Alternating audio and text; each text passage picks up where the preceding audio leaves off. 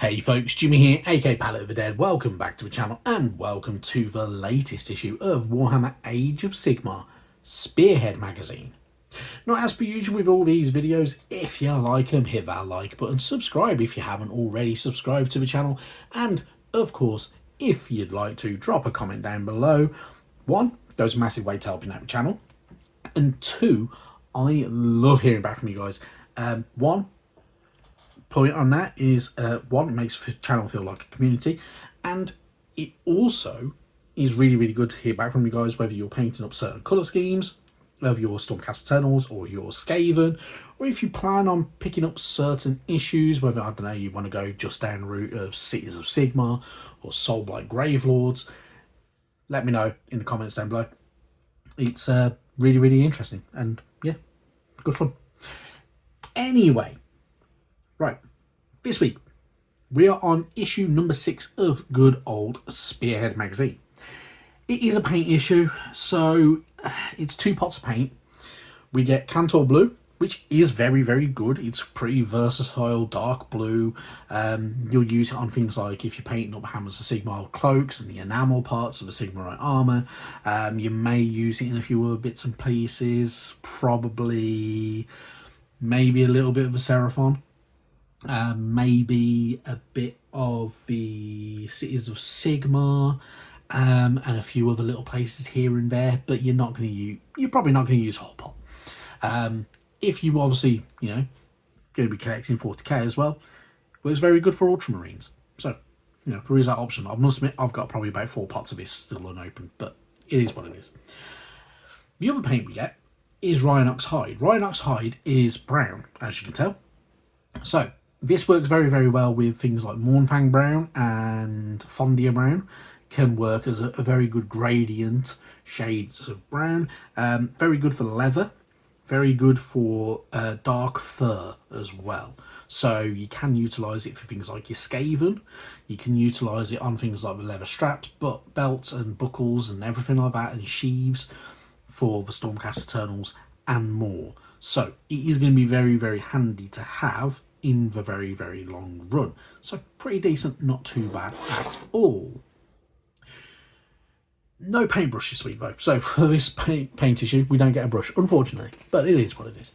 Moving into the issue, we are first greeted by Aqshy, the Realm of Fire. Aqshy is a place of intense heat and everlasting warfare. Though much of its surface is fire-blasted, there remains forests and jungles in the wilds, amid which cities and even empires have arisen.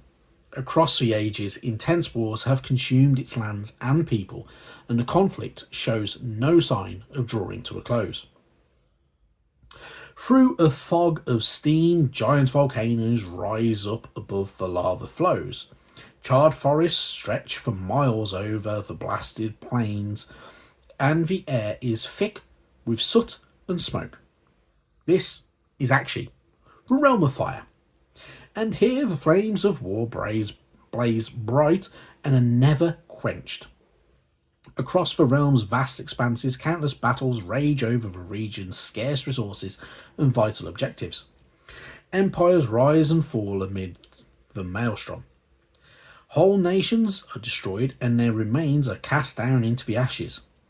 And bands of determined warriors roam the scorched steppes on vital missions and audacious adventures. So you get a little bit more lore to do with the realm of Aqshy. Aqshy has its own realm stone, which is Emberstone, which is a crystallized form of its raw magic. It takes the form of a glowing ember, radiating not only heat but also magical power. Those who draw near to it find their passions stoked and their rage ignited, and its energy is much valued in the realm. The thing with Emberstone as well is it can be used as a slight explosive in the right hands as well, and then you get the key of secret. So if the symbol of Aqshy is known as the key of secrets, which is a powerful magical rune, and you'll see it in a few other places as well and on certain minis. So for instance, if you get the one of the I've forgotten what the unit's name is, but he's one of the chappies from the Cities of Sigmar range. But he is literally pulling out a runic cube, which has the symbols of Akshi on there as well, from a cauldron of molten metal, which is pretty damn cool. We also get a nice map as well, all to do with the Great Parch. So, Great Parch is a very large area of good old Akshi.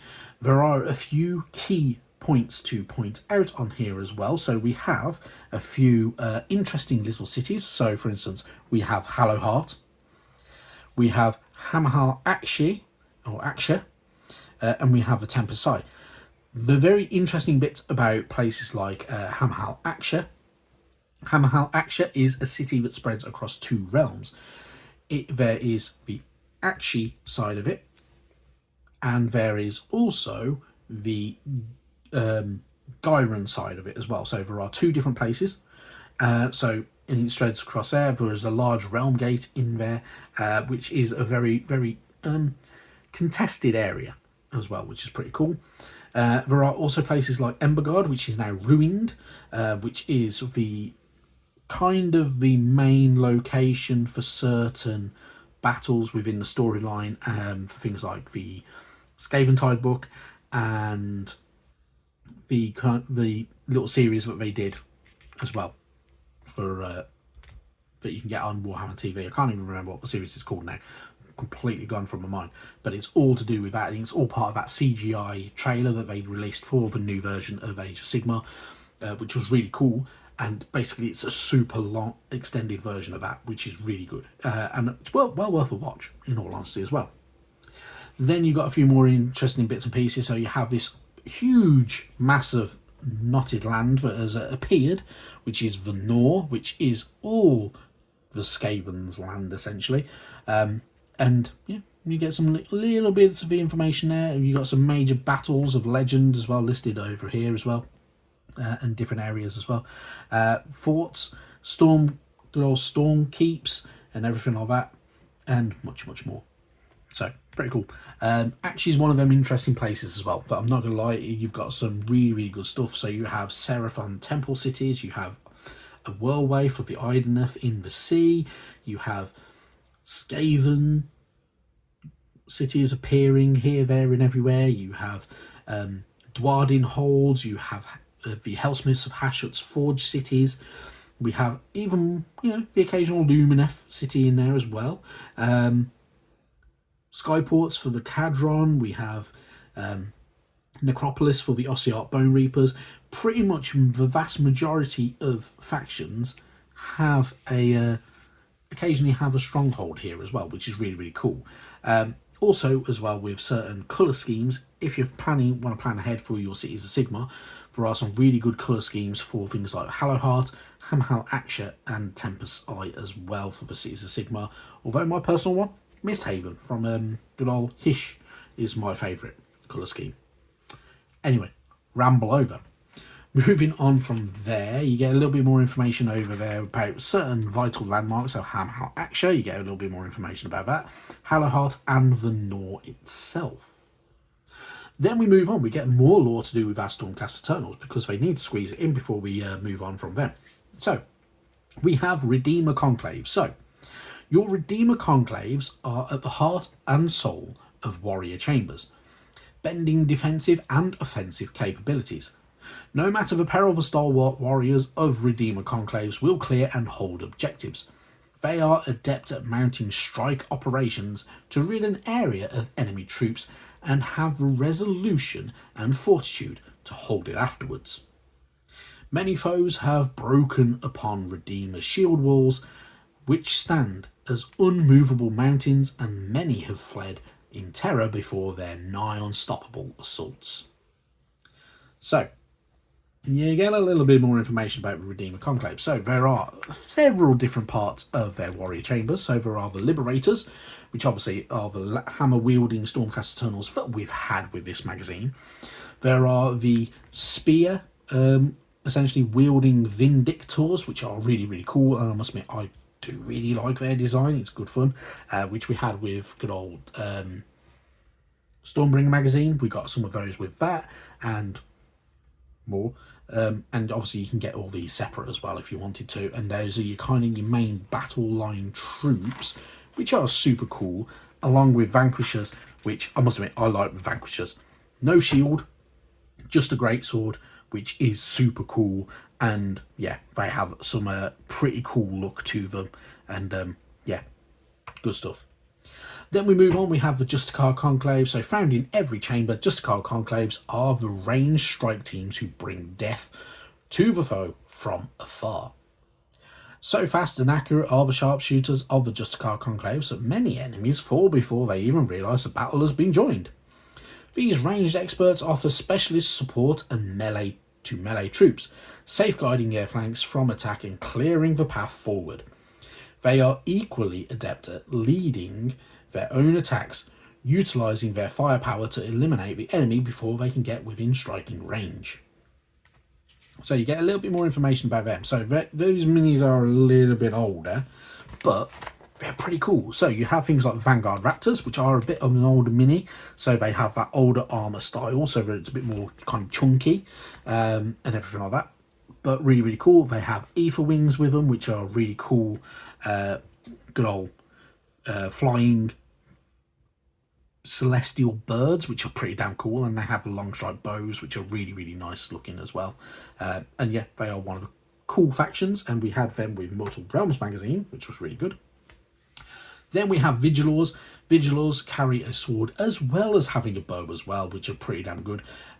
So they are very versatile in their kind of their ways of doing things, which we had these with Stormbringer magazine as well, which are really, really cool. And I must admit, I don't think I built mine, but they are really good, and I will eventually, hopefully, get round to that at one point. And obviously, yeah, you get a little bit more information on the other side, but really, really good stuff. Then we have our collect page for Karnas Vasika, who we had last week. So obviously, he already has a name, so you're not going to be naming him unless you don't really want to call him Karnas Vasika. You don't have to if you don't really want to. Obviously, you can do your usual, so you get a little bit of gumph about him as well. So Karnas Vasika is the Lord Celestant, one of Sigmar's greatest champions. He has been reforged many times, and the burden of this blessing lies heavily upon him.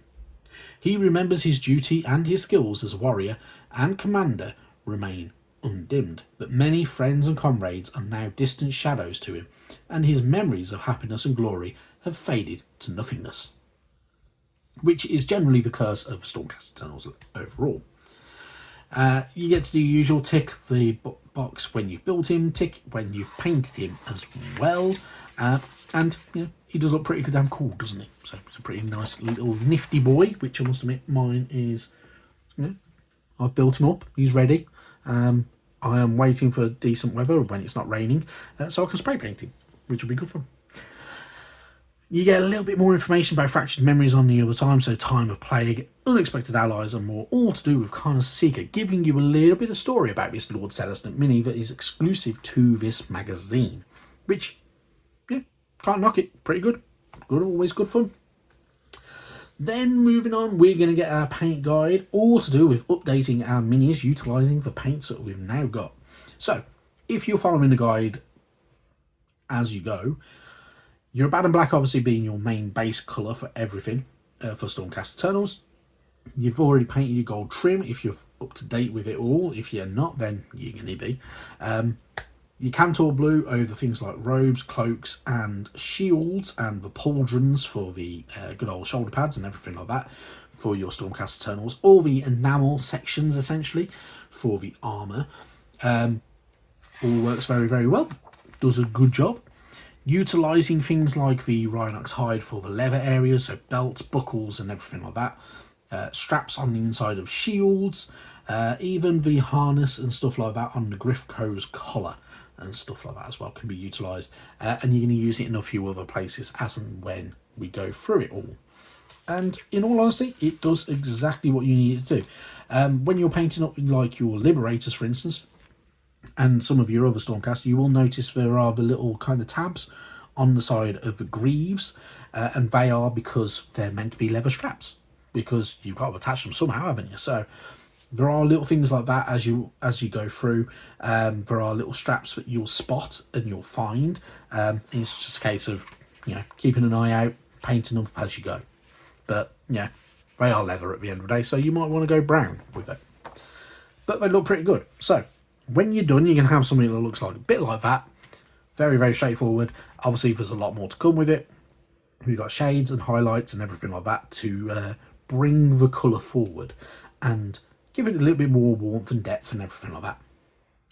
Then, obviously, you can utilise some of your paint on the good old Skaven. So, Rhinox hide for the fleshy areas of your rat or ogres. Yeah, not going to lie, does a good job. Using it for things like wood of your Grey Seer's staff and the things like the rifle body and everything like that, and even gloves and so on and so on and so on. Yeah, can't knock it. Does exactly what you need it to do. It will work very, very well. When you're done, you're going to have something that looks a little bit more like that. Obviously, the Skaven aren't as much kind of done to them, but there will be more as we go forward. So, a lot of really good colours and interesting choices to be made, and kind of painting up your way. Obviously, if you're an old hand at painting, you're probably not going to want to follow this. You may want to do something slightly different, but, you know, each of their own. Have a bit of fun with it. Moving on from there, though, obviously, next week, issue number 7 is part 1 of 2 of our good old Skaven, good old clan rats. So, we're going to get 20 in total. So, next week we'll get 10. The week after we'll get another 10. Now, there are plenty of them. I'm not going to lie, painting all 20 of them will be a little bit daunting. Obviously, the best way for me to tell you how to do it is when you're painting up large armies, it's entirely up to you how you want to go about doing it. If you want to paint in each individual rat slightly differently, you can do. If you want to paint them up and have them look very, very uniform, batch paint them is the best way to do it. So you paint one colour at a time and you go across all of the minis at once, essentially. So it's a kind of a production line style way of doing it, but entirely up to you. I can fully understand if you want to just do 5 for now, get them painted up ready, do another 5 and do it in smaller blocks and everything like that. Find a way to do it for you, because I'm not going to lie, when you're painting up a lot of minis that are all essentially the same, it can get a little bit dull. I must admit, if I'm painting up loads of very, very similar minis, so like for instance, I'm still going through all my Leagues of Votan from good old Combat Patrol magazine, and I've got 30 of the good old Halfkin Warriors. I'm painting them up in smaller batches because I must admit I get slightly bored with it, so I like to go off and I like to do other things. So I'll paint up parts to do with my Grand Cathay army that I'm slowly building up, and I've got far too many minis for and not got around to painting enough of them. But yeah, good way of doing it, but entirely up to you. Kind of test each way of doing it and see what works best for you. Yeah, each to their own. Anyway, that is it from me. Obviously, we'll be carrying on with the magazine all the way through, and it's going to be really good fun. We're going to have a lot of really good stuff to look forward to. We are going to try and break down every kind of Spearhead as well at some point, when I get around to recording it all, but we'll have a bit of a chat about them and everything like that. But for now, obviously, do the usual. Like, comment, subscribe, all that good stuff. Thank you very much for watching, and I'll see you next time. Bye-bye now.